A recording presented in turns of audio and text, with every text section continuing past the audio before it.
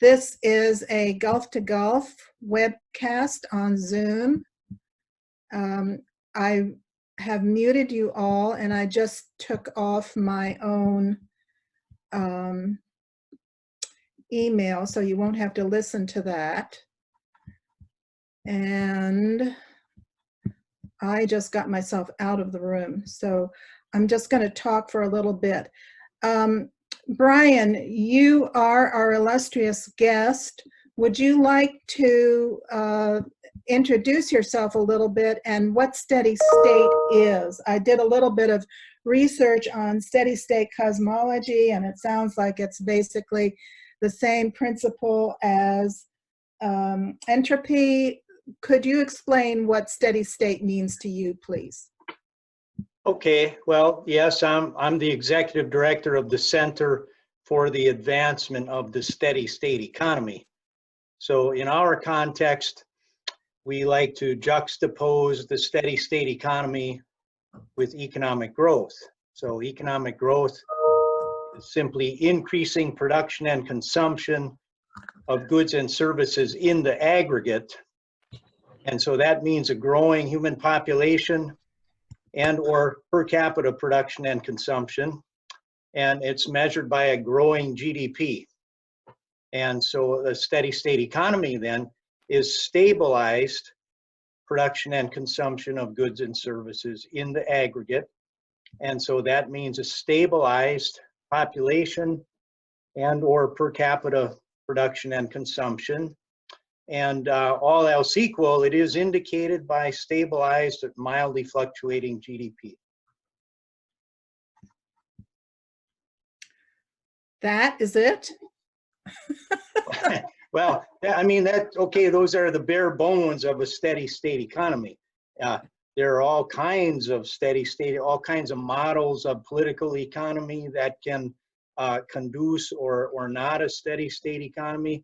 We feel like a steady state economy is totally congruent with the American Constitution, but then you have other countries around the world that have their own ways of going about maximizing well-being and are giving up on the anachronistic goal of GDP growth, like Bhutan, that strives for gross national happiness.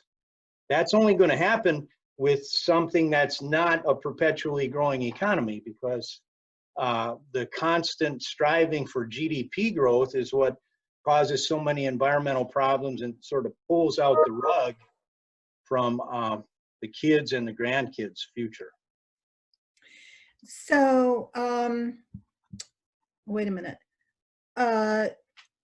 The reason I wanted you on today, Brian, is because, as we spoke earlier on the phone, we're in this state of radical uncertainty. Everybody's trying to control their hysteria about the future.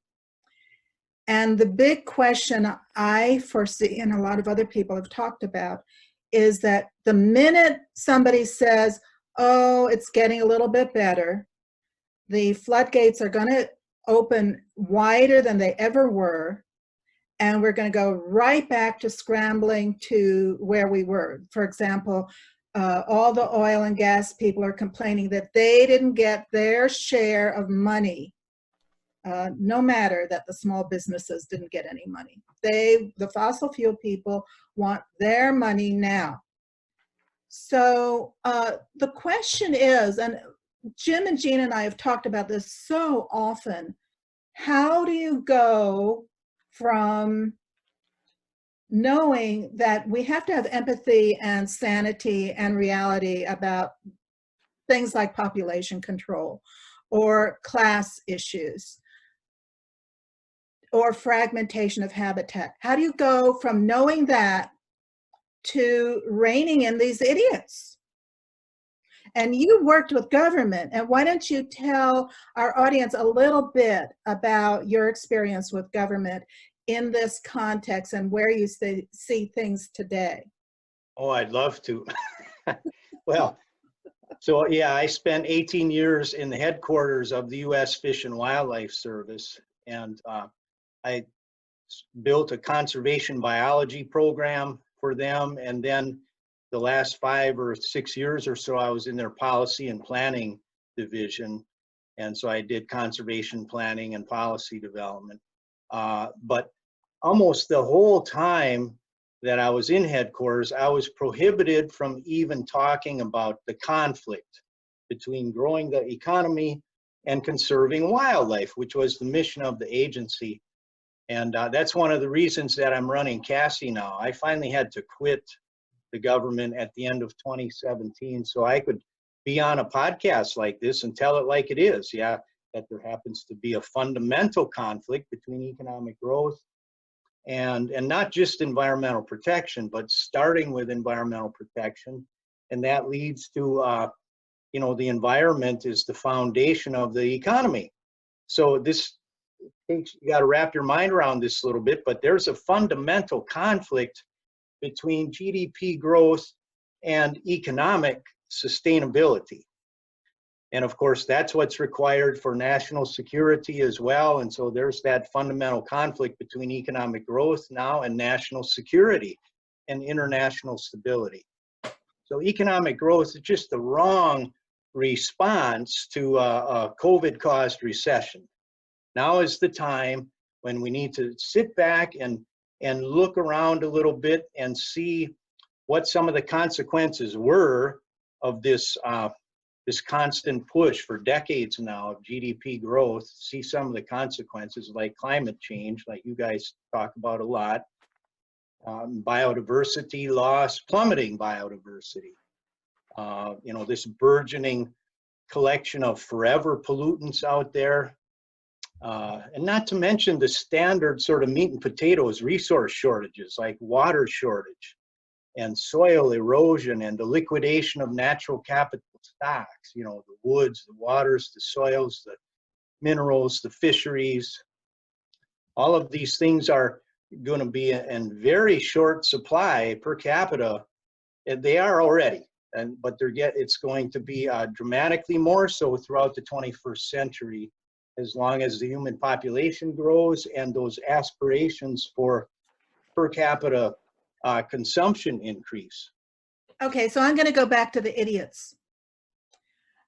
You lasted at least 1 year into Trump's term. I'm amazed you even lasted that long, but I guess he didn't get around to you right away because he had so many things to do with making more money. So would you like to comment about how you're going to get back into the game from the outside? Well, that's a very good question. So at CASI, the Center for the Advancement of the Steady State Economy, we have policy reforms that we're advocating. Like we want major amendments to the Full Employment and Balanced Growth Act of 1978. That's like the central economic policy of the United States. And that's what really got us in the growth game formally as a US government. And we want to amend that to the Full and Sustainable Employment Act, get the government back out of the growth game like it used to not be in. You know, the original Employment Act was passed in 1946, and there weren't any major amendments until 1978, when it became the Full Employment and Balanced Growth Act. And so both in terms of fiscal and monetary policy, the government was brought kicking and screaming in some cases, I suspect, in the Fed, for example, where they thought they should only be fighting inflation. They were brought into the growth game as well. And we want the Full and Sustainable Employment Act passed by Congress probably in 15 or 20 years, because it's not going to happen with this Congress or the next one. But we're working at it. And I'll just say what the preamble would say. The preamble would say, Congress finds and declares that there is a limit to economic growth in a finite area like the United States and on Earth. And furthermore, that there is a fundamental conflict between economic growth and these things we mentioned before, environmental protection and economic sustainability and national security and international stability. And so Congress finds and declares that it is the policy of the United States to move away from our fiscal and monetary policy tools for growth toward the steady state economy at a sustainable size, and eventually, ideally, at the optimum size, which of course is lower than the maximum sustainable size. Okay, I am now going to ask Jean and Jim if there's something that you would like to pick up on. And Jim, I just want to mention that if we wanted to go to a screen share, I do have the Johns Hopkins COVID site up if there's something you want to talk about that relates to COVID and what Brian's talking about. And Jim, right now you are muted. So since Jean is not muted, Jean can go first. You have such an, am I okay now? You have such a nice office, Jim. So Brian, there's interplay between different elements. I just wonder if you'd talk about two of them, which is the level of sustainability. You know, it could be much higher or much lower. And also the distribution of whatever that sustainable GDP is, you know, I mean, economy is, however you measure it. How you relate the absolute level and then the distribution of those resources among people. How do you see those as interplaying with each other? Well, first, with regard to the level of sustainability, the sustainable level,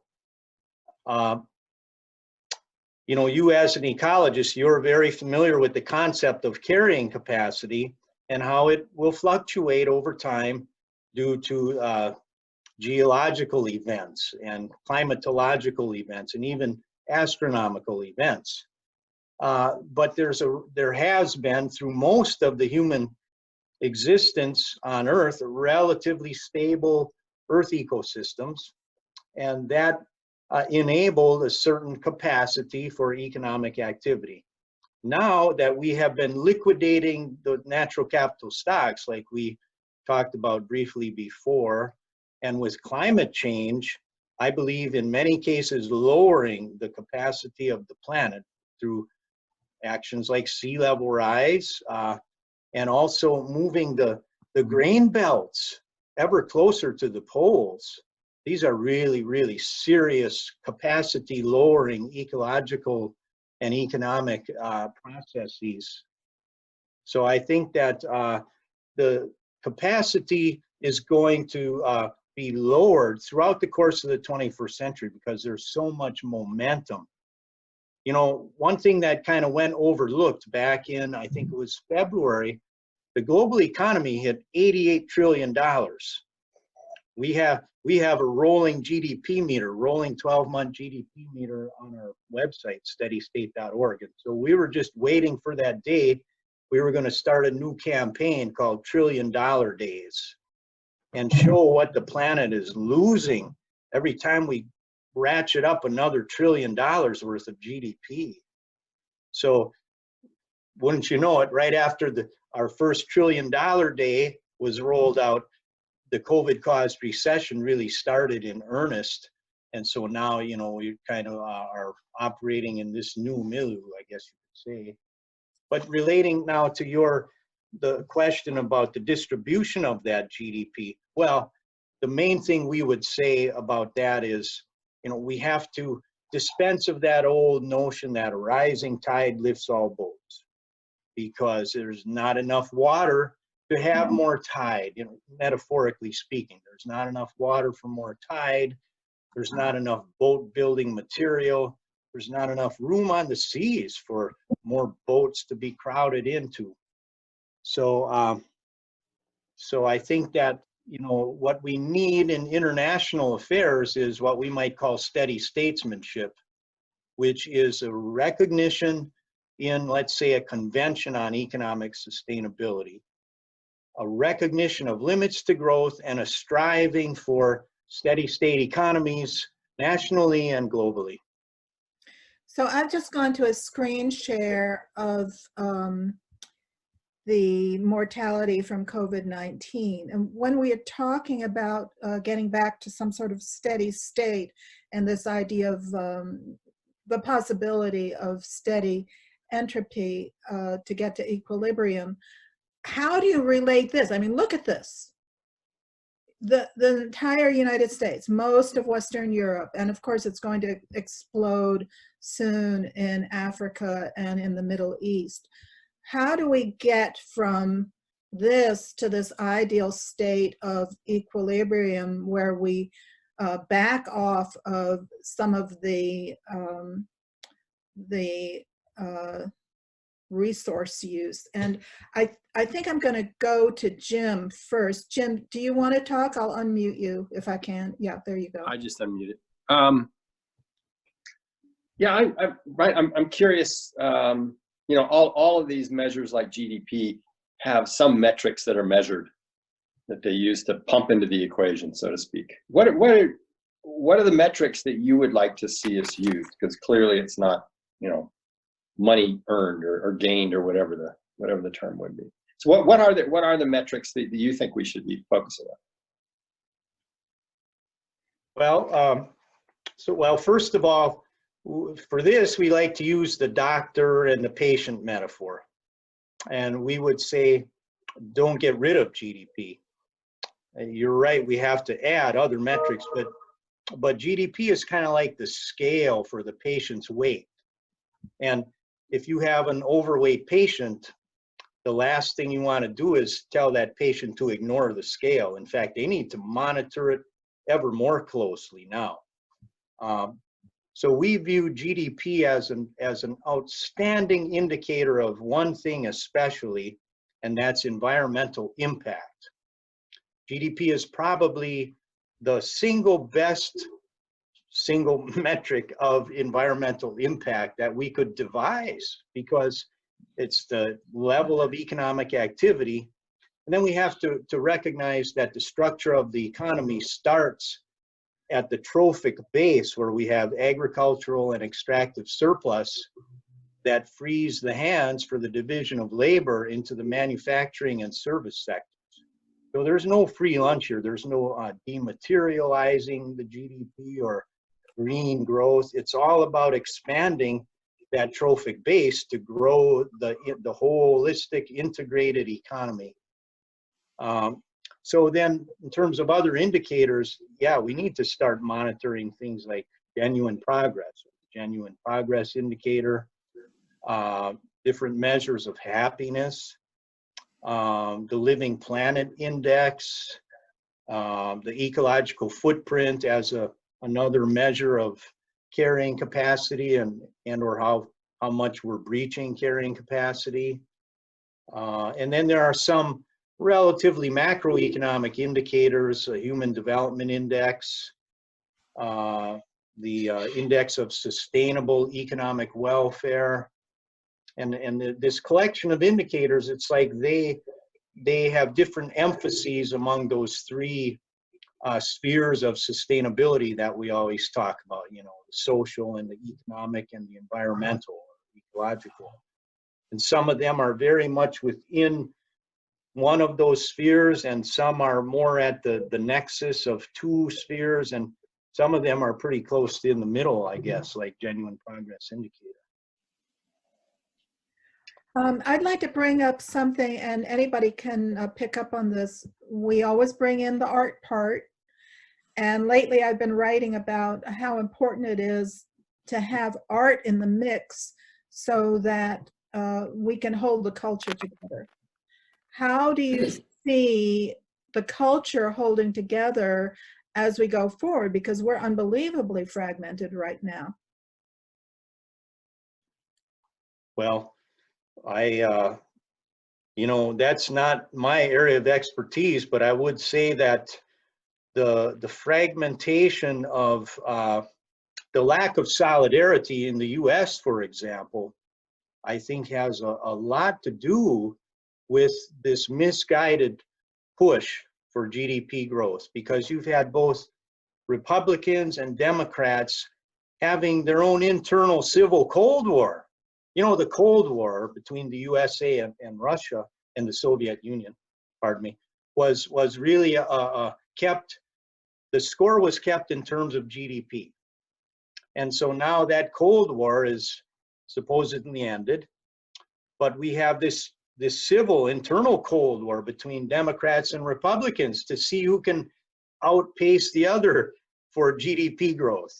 And I think, you know, if there's one thing encouraging in terms of maybe answering that question, I think we're just starting now perhaps to get to some wider spread recognition that maybe that wasn't the smartest thing to be competing for GDP growth.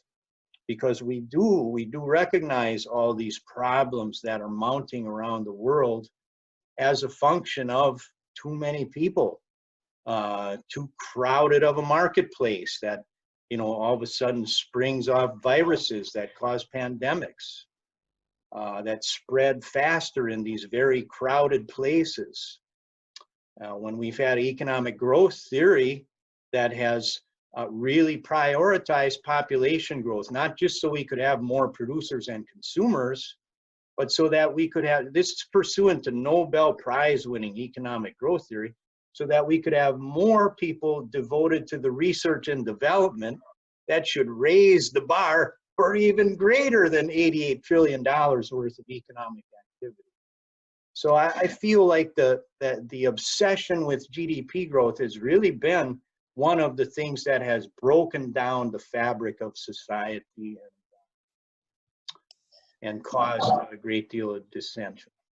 Well, I noticed in the summary on your website that you cite Herman Daly, John Stuart Mill, and John Maynard Keynes. It seems like most economists these days have tossed those ideas out the window. You're right. We call it neoclassical economics. It's not the old classical economics of the 19th century where virtually everybody, all the great economists back then, from Adam Smith through David Ricardo and you know, Malthus, of course, and you know, all the way up to what Alfred Marshall, the guy that wrote the, you know, the greatest selling econ textbook for almost a century. They all recognized that the factors of production were land, labor, and capital. Land, labor, and capital. And they understood a lot also about agricultural and extractive industries. Today, if you open a basic textbook in economics or business, and this is really important because this is a huge swath of our student body that's coming out of those textbooks. Their vision of the economy is that production is a function of capital and labor. Land is an afterthought. It's not even included in the basic production function. So we've got a serious problem in the training of our professional economists. And yeah, and I actually wrote all about this in a book that came out in 2013, Supply Shock and the Corruption of the Production Function. It's a long, labored sort of history of the corruption of the production function and the loss of land from it into this, what we might call the landless production function. I'll have to get that book. So before we go to some of our other participants who've been patiently listening, I want to ask Jean and Jim whether you have any more questions for Brian. Well, I'm not sure how to go back to the first question. I was trying to look at how things are related together with the background sense that how we understand this so we can get through it, because we have to get through it. So the kind of economic system we have is one that commodifies things and has lessened the kind of interpersonal relationships that get in the way of having a fierce sense of compassion, which is relationships with people. And so that's all shunted to the side as we go through this kind of hyper individualism of material possessions. And I guess I see the parts of distribution and the height of this the carrying capacity for sustainable as being interrelated and all that, because it's all has to do with values. It has to do with personal values, and that's what we want to emphasize. And you know, I like what you're doing. I'm just searching for ways to help with it. You know, to get off of this emphasis on things. Right. Before you answer, Brian, I just want to comment because I realize for people who aren't familiar with artists who work in a transdisciplinary way, that this is a really important point, getting off the objects, because that's what ecological artists have been working on. We've been getting off the objects and getting back to the land. So Brian, please go ahead.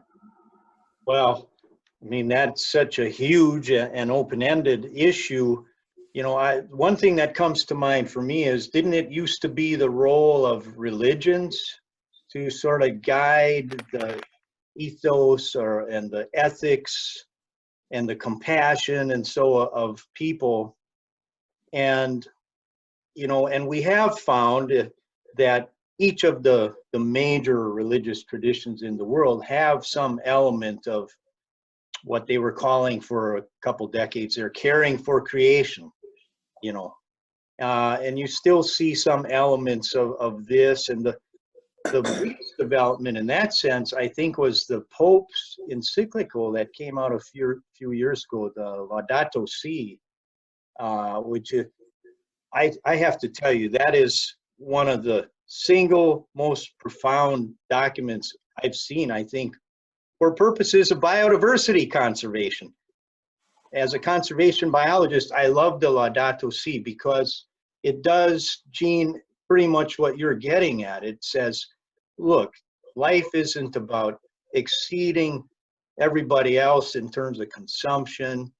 It's not about nations racing for economic growth. You know, the Pope did just about everything except call explicitly for a steady state economy. I think what I'm going to do now, because we do have a whole lot of really interesting participants that have joined us today, I'd like to open the conversation to questions and comments from the rest of you guys. And you're all such interesting people. I know you all. So I hope that if you have a question, you will preface it by telling us who you are and what you do. So I think the easiest way to do this, and Rachel, maybe you can help me with this, Rachel and Daisy are our assistants today, is take a look in the participant list. And for those of you who are participants, please go to the bottom of your screen. If you want to comment or ask a question, click on where it says participants, and then right under that you'll see a window to raise your hand. So if you want to ask a question and introduce yourself and make a comment, please click on raise your hand, and then I'll let Rachel unmute you so that you can speak.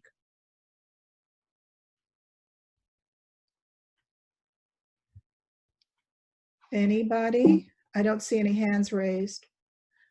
Rachel, do you see any hands raised? No. Okay, you guys, you're all really Must interested. all agree.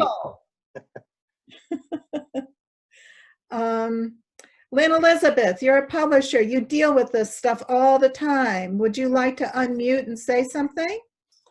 Oh, I see you've unmuted me, Aviva. Do you hear me? Yes. Yes. It's such a... I'd like to take the topic to an even deeper level, and but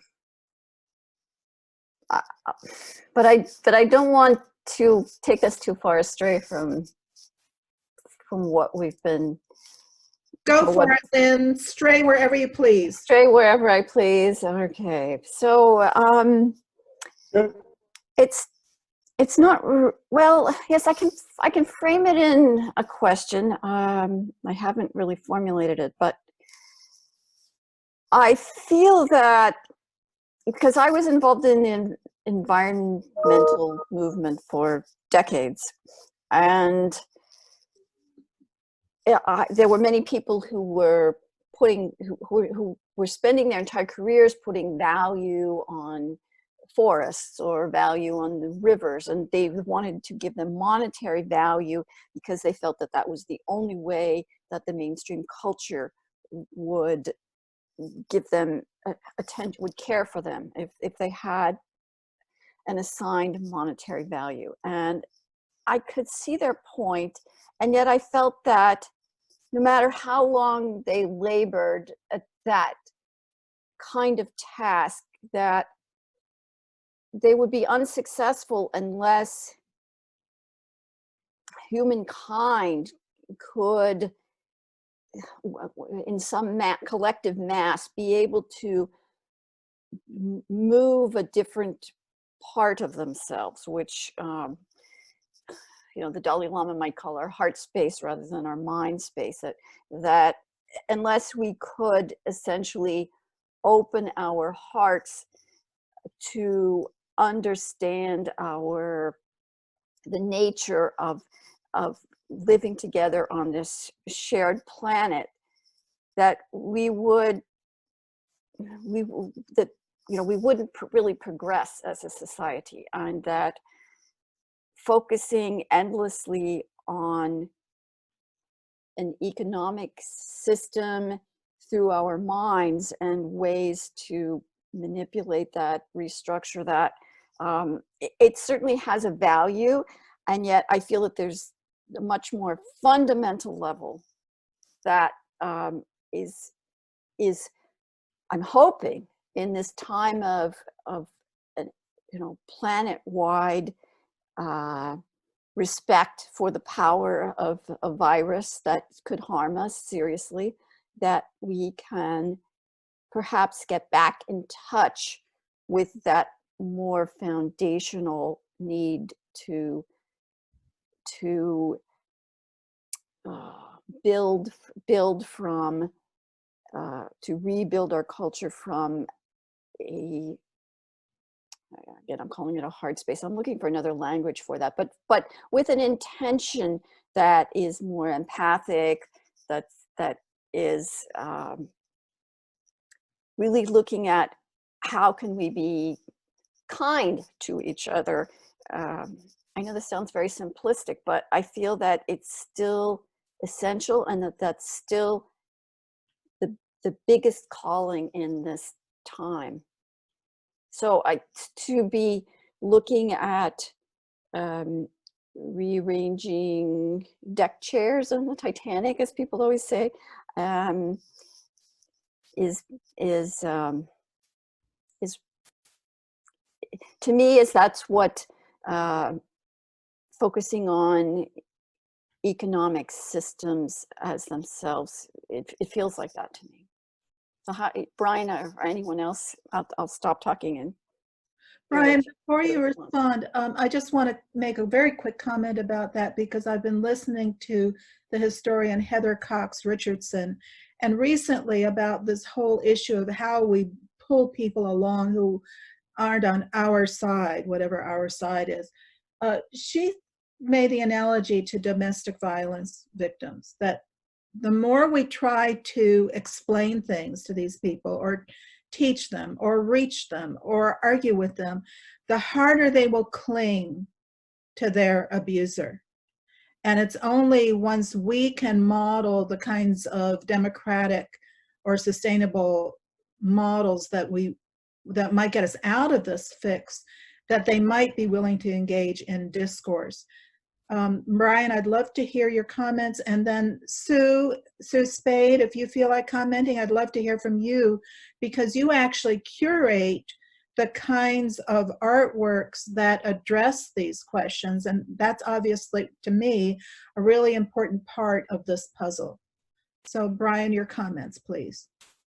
Well, what Lynn had to say about the, well, and which I think followed up from Jean's earlier comments about the commodification of nature. And then Lynn had noticed that there was all this ecological microeconomics about putting a price on natural capital and ecosystem services. That really resonated big time with me and with us at Cassie, because we actually think that all that pricing activity, what we call ecological microeconomics, is it backfires basically unless it is coupled with ecological macroeconomics, with the context that recognizes from the get-go limits to growth, that understands pursuant to the laws of thermodynamics and principles of ecology, that no matter how right you get the prices in the market, that's not going to establish a stabilized, steady state economy. All it's going to do is get you greater allocative efficiency.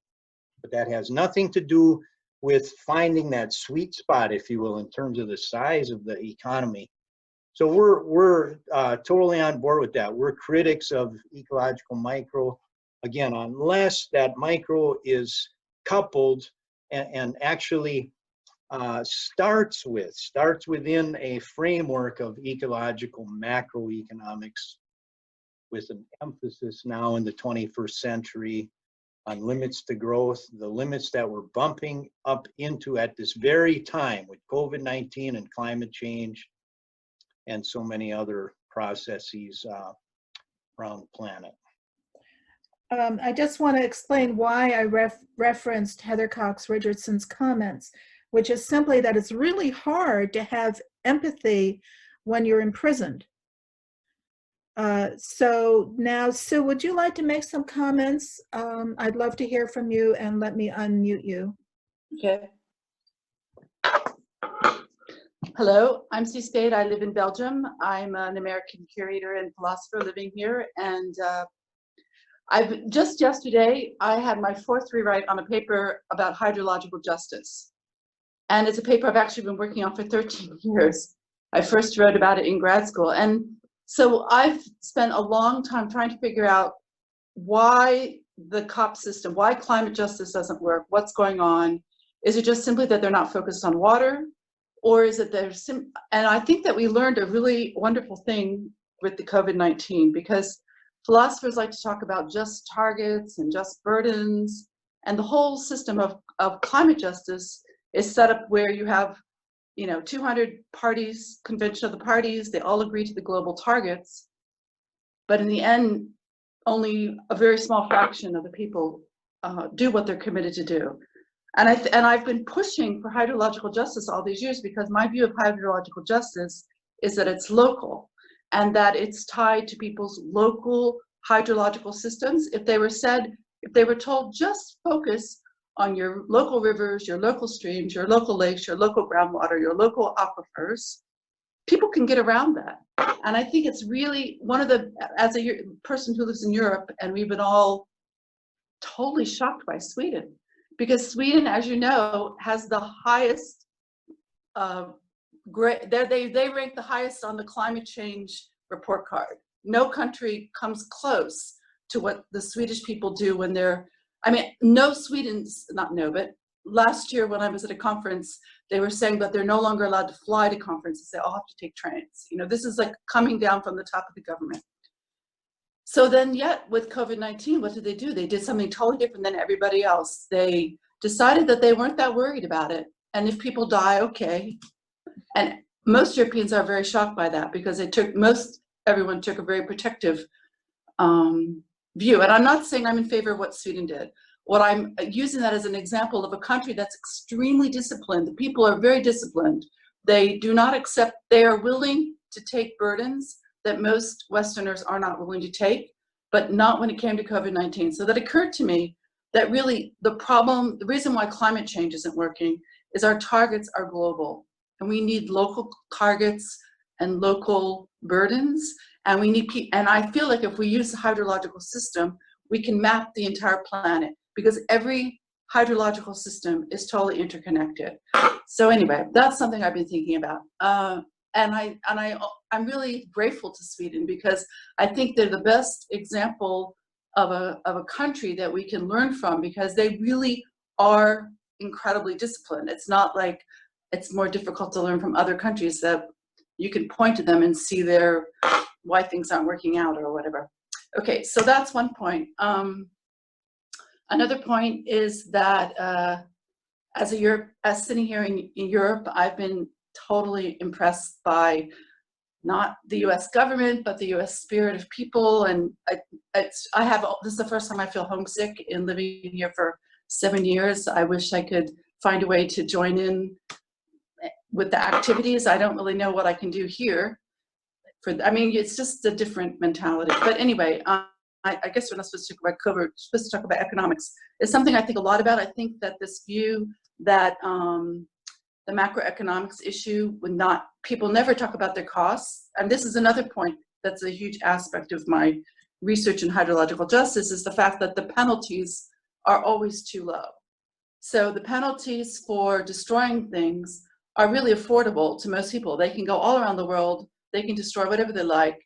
The penalties are low because they're high for the local economy, but they're low for the invader economy. But the thing that I like to argue is that the environment isn't something that you can remunerate. You can't, it's something, okay, you can repair it a little, but you really never get it back. So we have to really, and I really responded to Jean's comments about values, because that's another point. People always talk about the emotions in art, and I'm really, now I can get back to the art part. I have written also a lot about how the reason I think that ecoventions and ecological work, it works on the scientific level, it works on the experimental level, but the primary benefit is it changes people's values. And what we know in the States, especially about people that say they're climate change deniers, or they say they don't believe in evolution, those people are really good at explaining what evolution is and what climate change is. In fact, apparently more people that don't believe in climate change know that carbon is an issue than the people that do believe in. So it's not about education, it's not about information, it's really about values. So I feel, as people from the art community, our goal is to somehow find ways to, and I think actually artists do this without even trying. They're always able to get the biggest non-believer to ask questions and start becoming curious and to start getting involved. But I think that one of the tricks for a new ecological world is to find new ways to frame things in terms of values that matter to, I'm going to say non-believers, but the point is, whoever the people are who are not on board. And that gets me to this last point about how, how do you get people to say, oh, we really don't need to fly everywhere. We don't really need to do this. We don't need new clothing. We don't need, these really are value questions. And we have to find ways to ask people what they value. Do they value being able to hand over a nation? Like, it sounds like in the last 20 years, more conservative people were more interested in the debt of the nation. But in fact, it doesn't really make any sense to be more involved in the debt of the nation than it is to be involved in the health of the nation's lands. So it's interesting. Those kinds of things are interesting, but I think if we start to learn how to frame things in value, we can recruit a lot more people to the cause that normally would be totally not very interesting.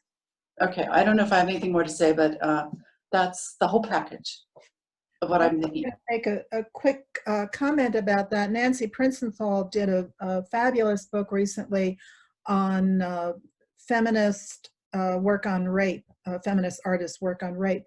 And the conclusion of her book was, we're not living in a rape culture. We're living in a culture of impunity.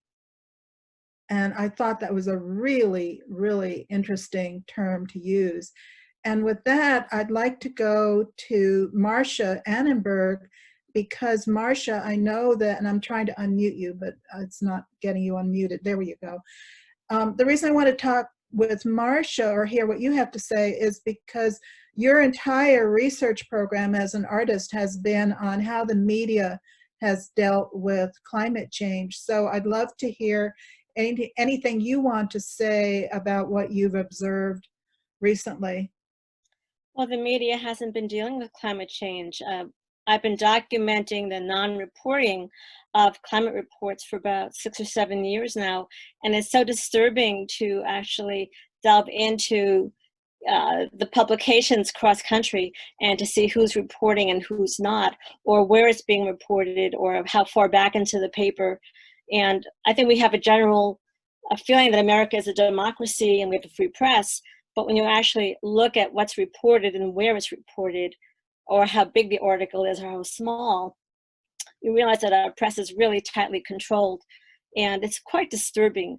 I looked at first I started with James Hansen. He came to my gallery 5 years ago. I did an exhibit called Earth SOS that Roscoe actually was part of, and Dr. Hansen talked about actually his pet project, which is carbon fee and dividends. But before Dr. Hansen came, I also had contacted Gavin Schmidt, who I had known when he was just a researcher. And Aviva, you actually were part of my gallery when I did the panel, Art, Activism, and Global Warming. And Gavin was so gracious. I remember calling him up and saying, Gavin, I need someone from your department to come be part of my panel. And he said, well, what's wrong with me? And I felt like, Why don't you explain who Gavin is? A lot of people may not know who Gavin is. He was the director of NASA. He is currently the director of NASA Goddard Institute for Space Studies. He took over when James Hansen retired. So I was so stunned by that because I'd become acquainted with him when he was a researcher at the Earth Institute.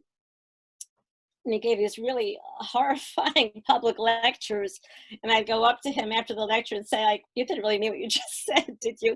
And he said, yeah, I'm afraid I did mean it. So, you know, he really increased my awareness of this situation that's so catastrophic. And, getting back to my artwork, I first documented James Hansen when he was protesting Keystone XL at the White House. And I thought, wow, this is going to make the news.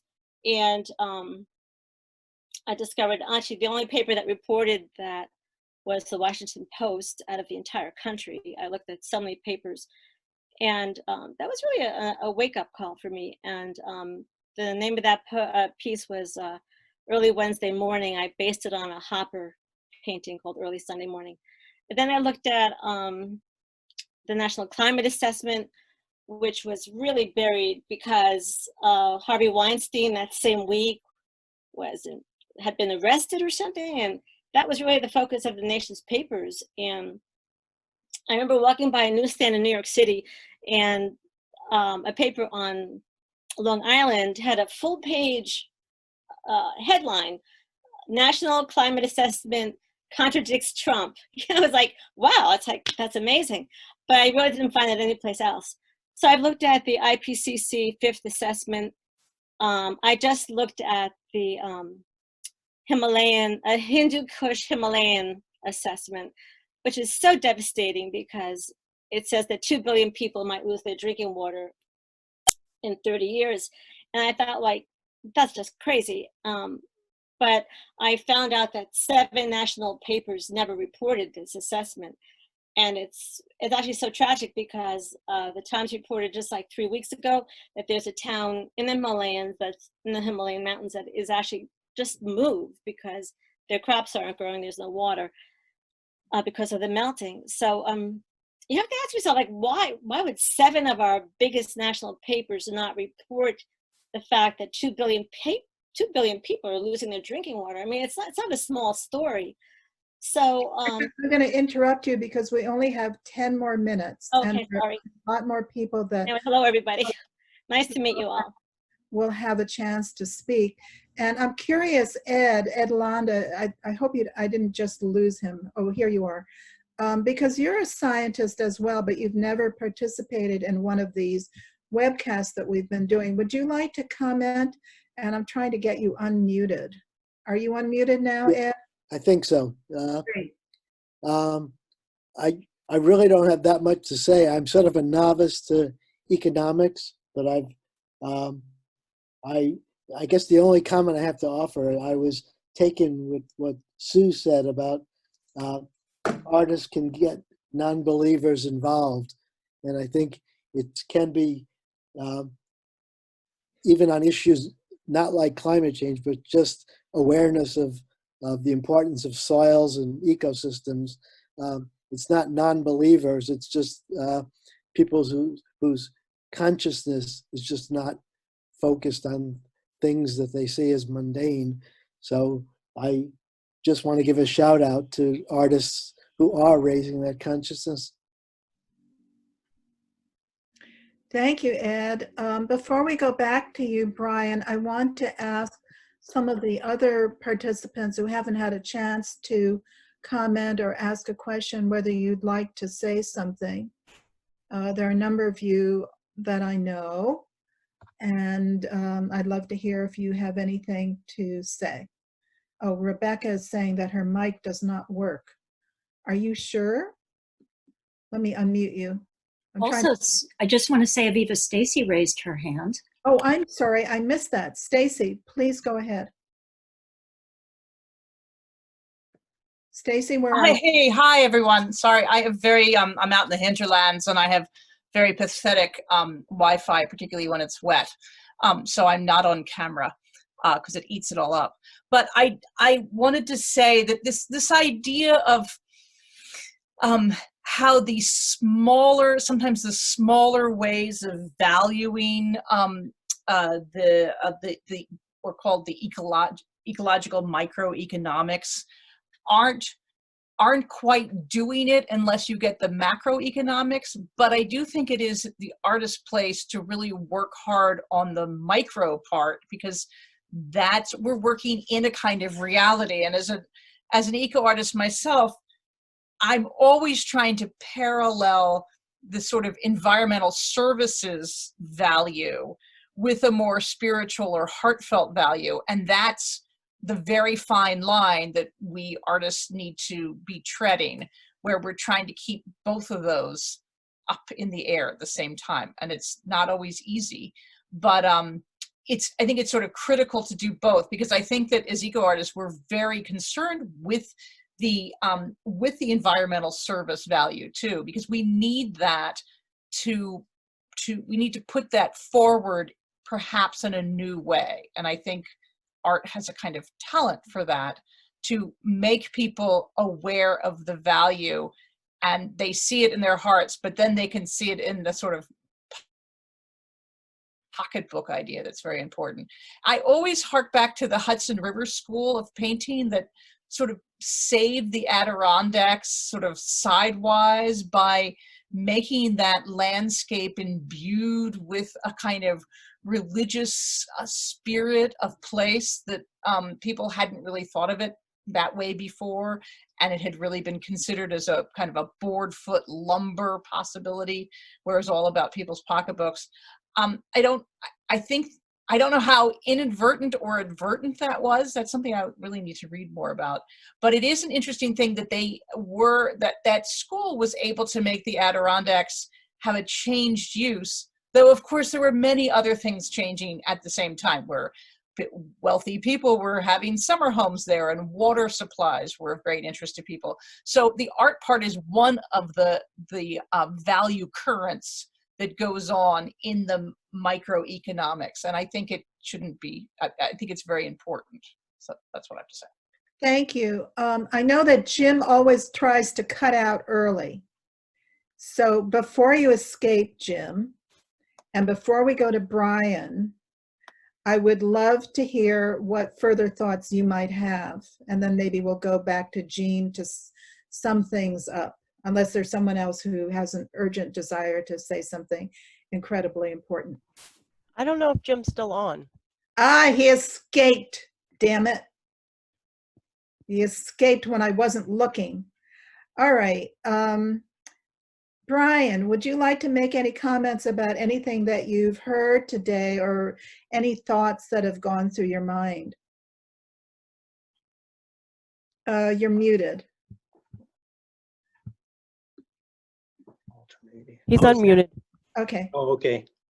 thank you.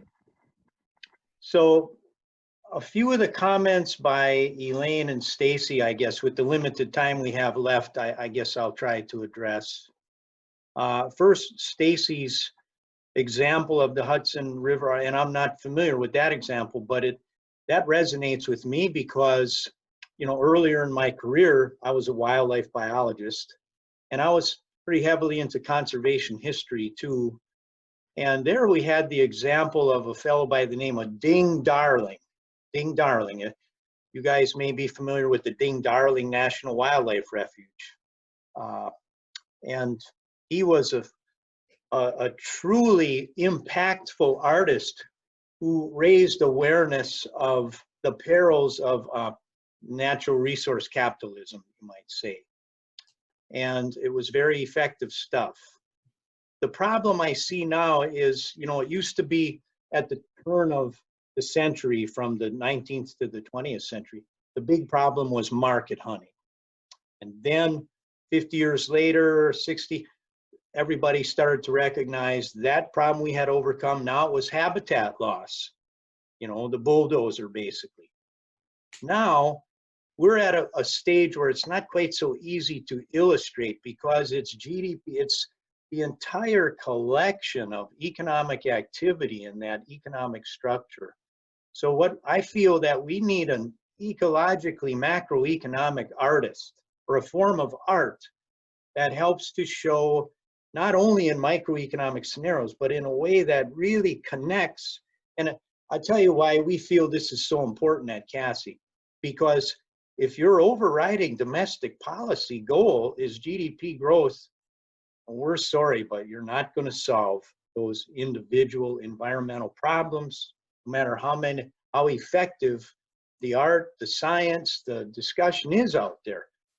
There's got to be the explicit goal of stabilizing the size of the economy to connect all those dots and you know, result in a stabilized, sustainable economy. And then going to Elaine's, you would say, I guess, the frustration with the media not covering a lot of these really crucial climate change issues. Oh, we feel your pain. You never hear anything about limits to growth or the conflict between economic growth and stabilized climate, stable biodiversity, and so on. And you know, we have any student of political science recognizes part of the problem right away. Who owns the Washington Post, for example? And that's a better than most paper. But I draw a blank on his name, Bezos, Jeff Bezos, you know, CEO of Amazon. So political economy is like a river that we, striving for a steady state economy, are right in the middle of, swimming straight upstream. And it's a powerful river. It's Wall Street, it's Madison Avenue, it's the Fed, it's Congress, and so on. But I want to say something encouraging, because there is something encouraging. You know what we have on our side? We don't have all that money in that river on our side. We have common sense and sound science, both of those exactly on our side. That there is, yes, a fundamental conflict between growing the economy and protecting the environment and protecting long-term jobs and national security and international stability. So we are making progress, and we need more art to that effect for sure. And I would like to make some follow-ups after this, actually. There is a particular product we're looking for. I don't want to say too much more about it, but I'd like to talk with some of you later about it. We've had a carrot dangled in front of us. So before we go to Jean, I think you're always wonderful at summing things up at the end.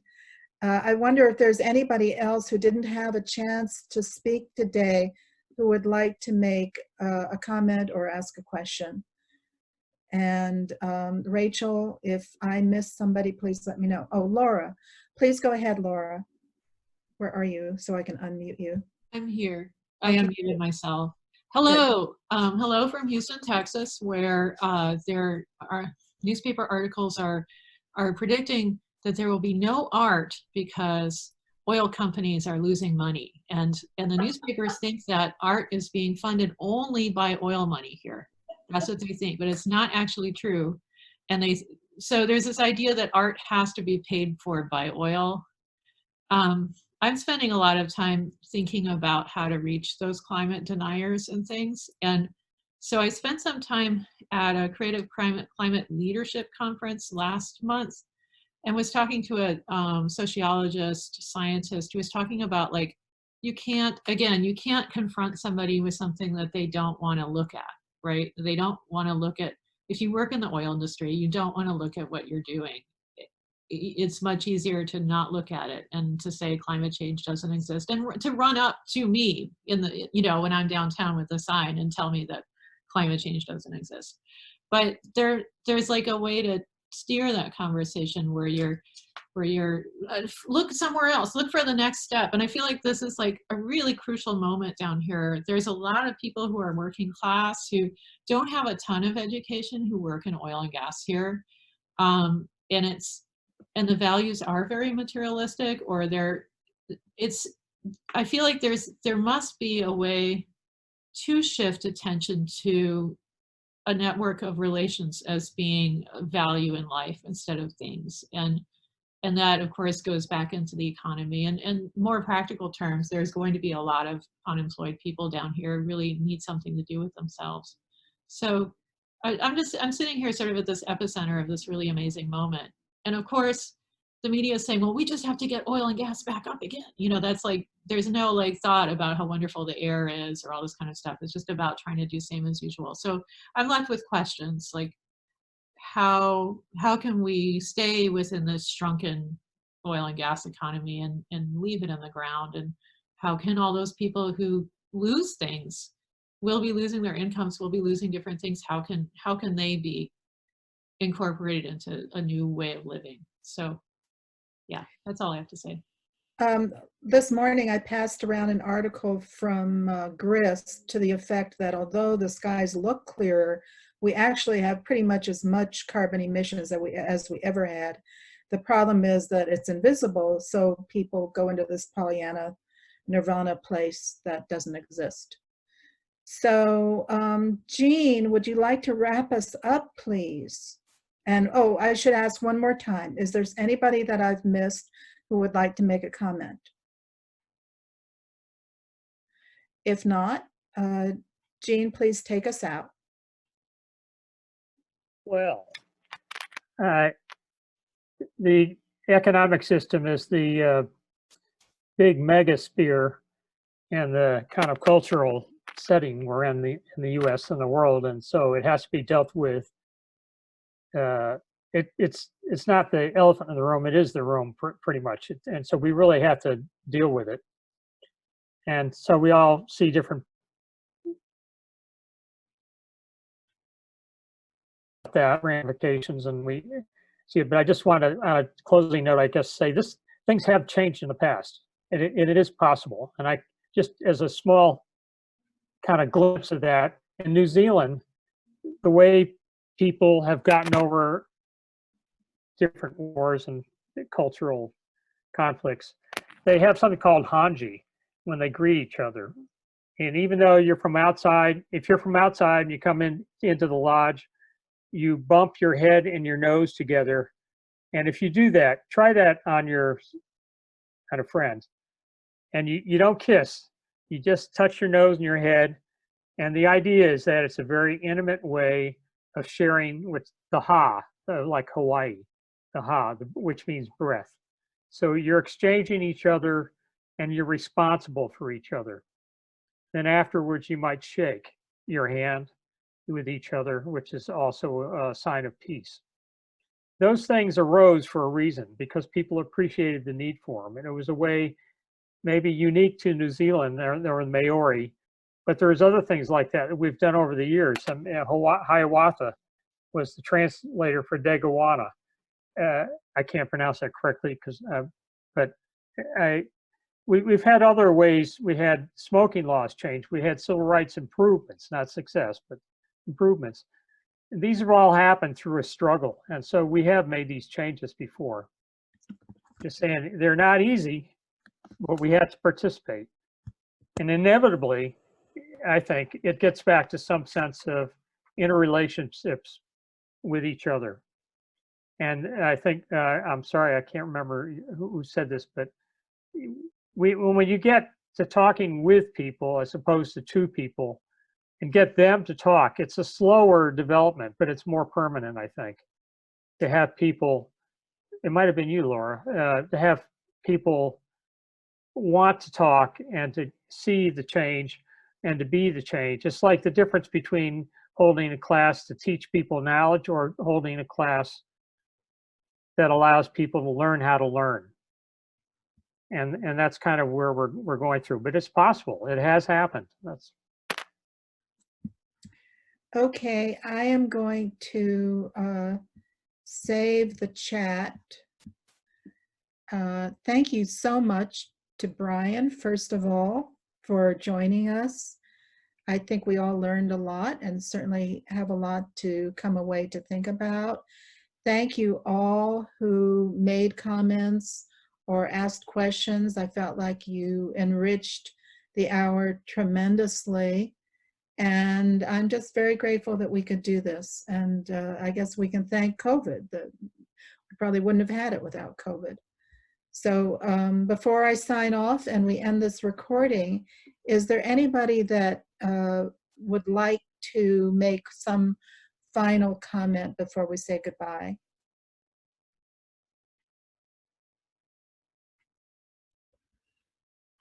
I see Daisy thanked us all for being very well behaved. People are not always well behaved on a Zoom. No last comments? Well then. Oh, Becky, did you want to say something? I don't know if I can unmute you. Becky, are you there? No, I can't hear you. Do you want to type in the chat window what you want to say? In the meantime, Stacy Levy, thanks for making this happen and bringing us together. Becky, did you want to? Did she say that her microphone wasn't working? Yeah, she said her mic wasn't working, but she raised her hand, so I was hoping that she might be able to chat in the chat window. But I don't see a chat. Or maybe She might be trying to type right now. Okay, all right, we'll give it a minute. While we're waiting for Becky, is there anybody else who wants to say something? Ecocentric or anthropocentric interrelations are different. They sure as F are. Yeah, that's for sure. Thank you. Oh, and Elaine said, good to see Bliss. Bliss is back here. She wanted Oh, I didn't even see her with your background. I know, she said it blends with the ducks. Okay, thank you guys. The end. Thank you.